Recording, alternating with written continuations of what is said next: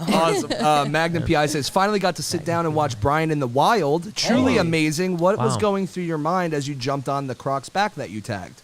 Well, it was it was such an amazing experience. And let me back up for a second really quickly and just say that we showed up to Jozini in Africa, which is got the largest population of Nile crocodiles in any one part of water in South Africa. Damn. God, that sounded horrible. South Africa. It sounded legit, though. Yeah, exactly. I knew what you were talking about. Heidi is like rolling her eyes right now. She's like, that dickwad. Fucking Yankee. Yeah. So we pull up in our fixers, which are the ones that line up the locations and the stories. We come up with the stories like, hey, we want to catch a croc. And then the fixers go out and find the best place to catch a croc. And so we hooked up with this wildlife biologist whose job was studying the crocodiles of Jozini, and he had been there for a year and a half, and so we were supposed to go out on the boat with him, catch a croc, do some toxicology reports by cutting some scutes and tagging it and stuff like that.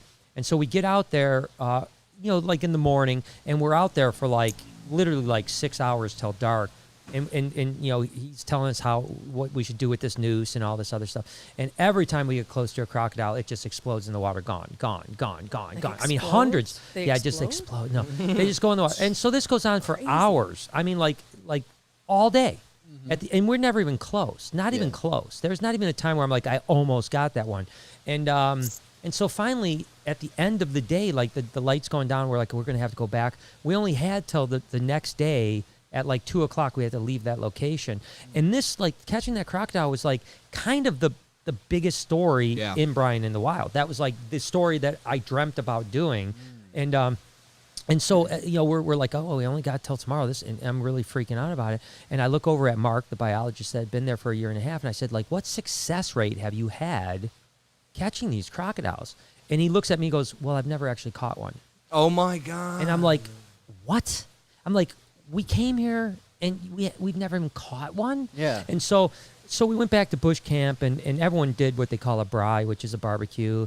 And I stayed in the bush camp just thinking I'm channeling my inner Steve Irwin and thinking I've seen this on TV. I know how to catch a crocodile, and there was this one little shallow area at the other side of the dam that, what was happening was that the crocodiles would be on the bank, and as the boat would come up, they would just jump in the water and be gone. And the water was very coffee, very dark, so you couldn't really see them in the water.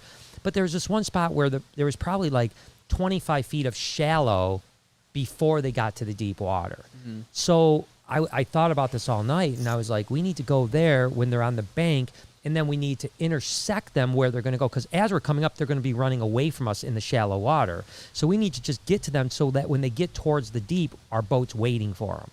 And so I tell this story to everyone in the morning. I'm like, this is what we need to do. And we have to wait 3 hours for the sun to come out and the crocs to come out of the water because they don't come out in the morning. They wait till the sun comes up. So we're sitting there waiting. We went out, and there was a huge bull croc, the one that was in Brian in the Wild, 15-plus footer.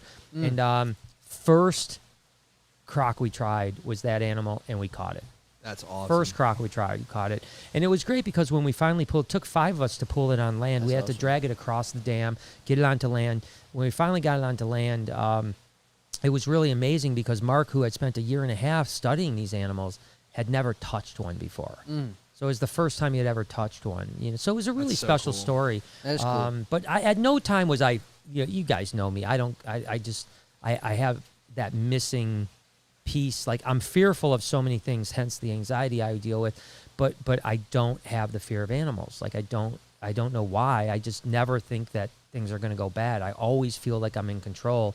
And so jumping that 15-foot croc was just exhilarating. It wasn't fearing. It wasn't scary at all. I feel much like probably Steve Irwin, because in order to do all the crazy, stupid shit he probably was the same way. There's no thought. It's just oh, we're doing this. I mean, if you're scared, you're not wrong. I think you're exactly right with the no thought thing. Because check this out. I heard that the only reason why, not the only reason, because of course other things could have gone wrong. Let's say if things went differently. But what killed Steve was not necessarily the thing in the heart, the stingray tail in the heart. It was actually him pulling it out. Yeah, pulling it out, yeah.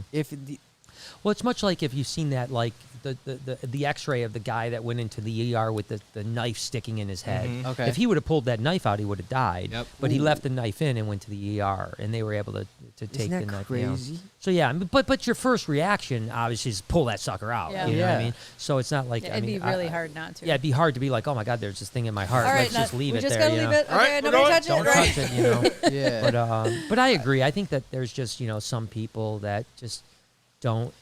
It's like I always feel like I'm in control in an animal situation. And since you know? feel that way, you are. Because Yeah. let me tell you, when you were telling that story, I was picturing myself trying to do the same thing. Every time I pictured it, I got bit. Right. Yeah, I swear to God, Yeah. in my own head. And you never do that, so No, I'd never that's think of that, why yeah. it never happens. Yeah. Well, much like too. I mean, if you want to relate it to other things, Okay. think about the extreme sports people. Yeah, they're The people, nuts. right? Because it's the same thing, right? They're not thinking of worst case scenario. They're thinking, "This is awesome. I'm just going to go up there. I'm going to Yeah. try this crazy flip, and I'm going to make it work." Like they don't Yeah. think of worst case scenarios. Otherwise, Yeah, or the they wouldn't guy be able from to do like it. Free Yes. Solo or Yeah. something like Yeah. that. They're like lacking So that probably the piece of the same brain. Yeah, same. You know, that my same my thought. brain is just in a different area, I suppose. Mine is Yeah. in the Abdullah oblongata. Damn, son. Can we rail this in?